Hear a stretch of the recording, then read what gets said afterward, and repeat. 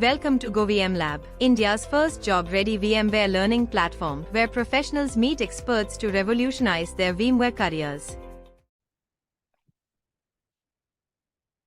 So now let's move on to the next topic of our discussion, the module 2, where we're going to talk about what is software-defined data center and what are the key benefits of software-defined data center.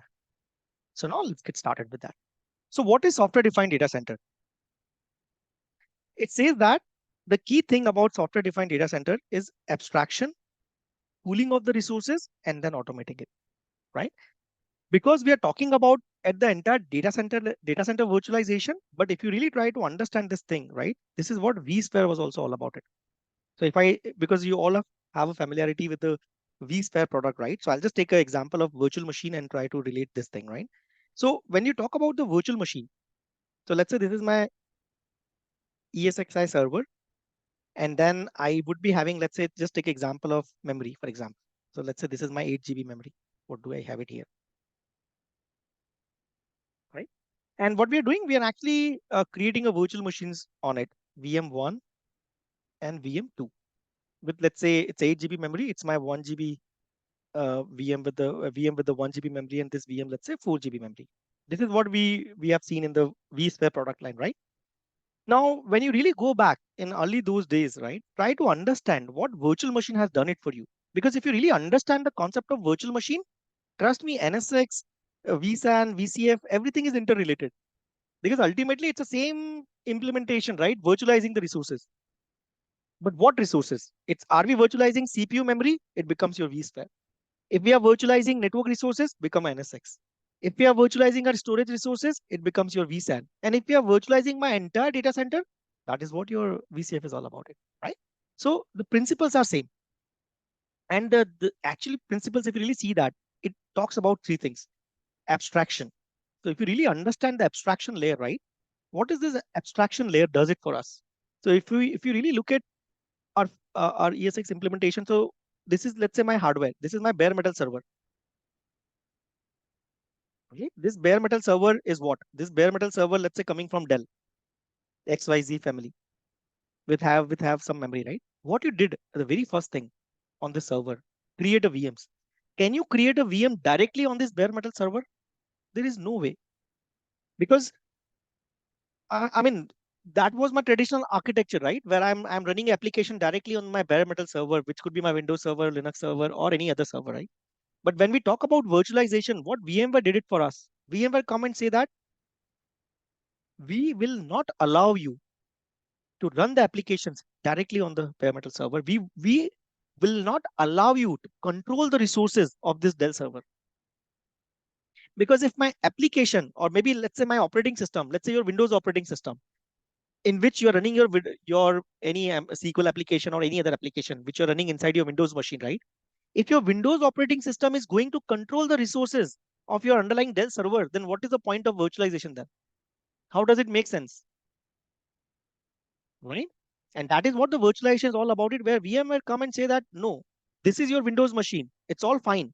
I will not allow this Windows machine to directly go and get access to these resources. I'm actually going to go and create a new control point, right? So VMware come and say that, no, we need the control for that, right? And that is where VMware introduced this hypervisor layer, which becomes your ESXi layer. Or, I mean, you call it as a virtualization layer, you call it as a hypervisor layer. What this hypervisor layer did, this hypervisor layer, which got introduced on top of your bare metal hardware. So now the control of this resources is actually with the ESXi. And this is what, honestly, I talk about. I mean, this is what I do see virtualization. I always tell everyone, virtualization is not about creating these VMs and installing OS in that and then being fancy about it, that I created 100 VMs on a one hardware and then I'm migrating the VMs. If you really go and want to understand the virtualization, you need to understand this ESXi kernel, because all the magic is lie inside this kernel, which is never being exposed to you guys. I mean, never being exposed to we as a industry professional, right? But if you really go and read out the VMware research papers, if you really go and read out VMware documentation, you will see that the all intelligence in that ESXi kernel, because the resource control is being actually handled by your ESXi kernel, right? And that is the reason we call it as that. The moment ESXi get installed, They start controlling the resources of your Dell's hardware. ESXi does not have its own resources, right? We all know that. ESXi is just the operating system. It's just a software code. But then what is happening? This software code is have a capability to control all my hardware resources.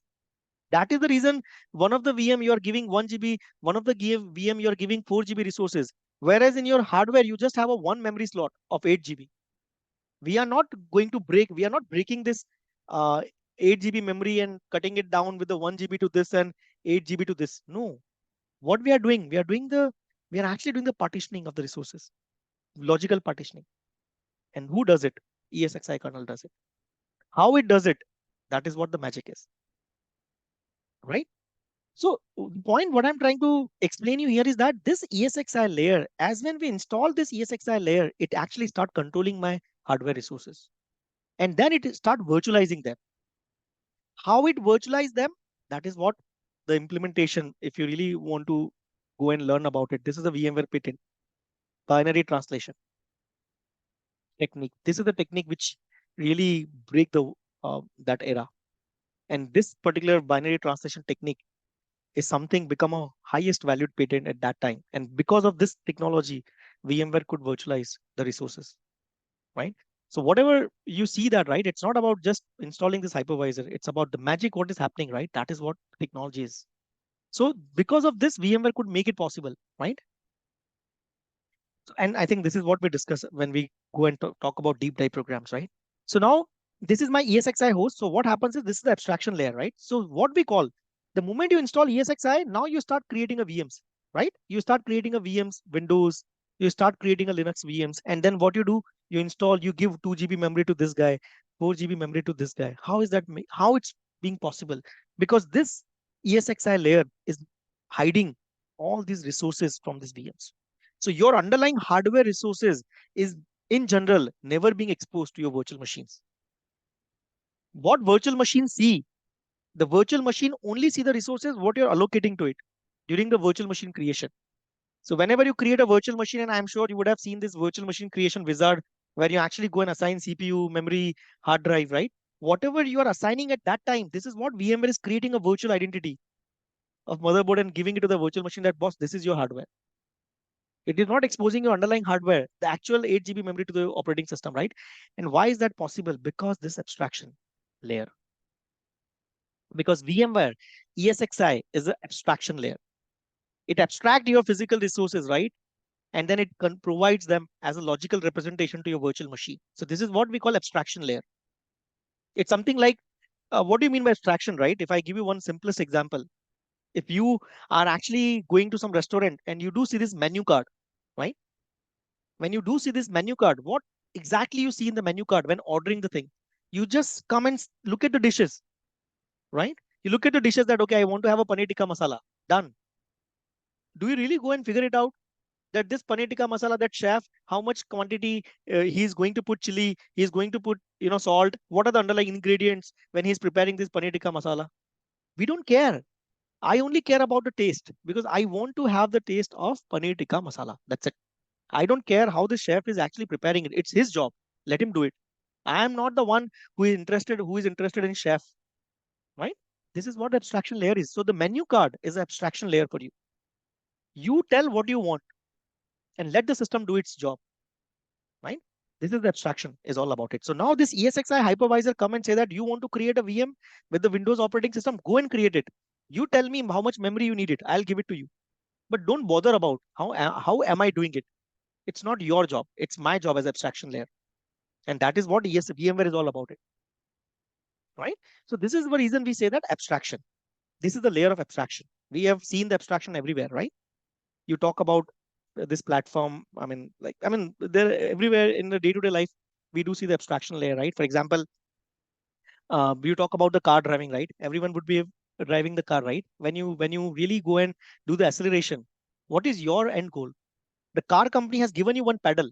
If you want to increase the speed, that is the control what we have given it to you. Don't bother that how my underlying implementation is working, how am I controlling my engine to increase the speed or decrease the speed. That is our implementation, and that is everyone has their own implementation. That is the reason we have different brands of car.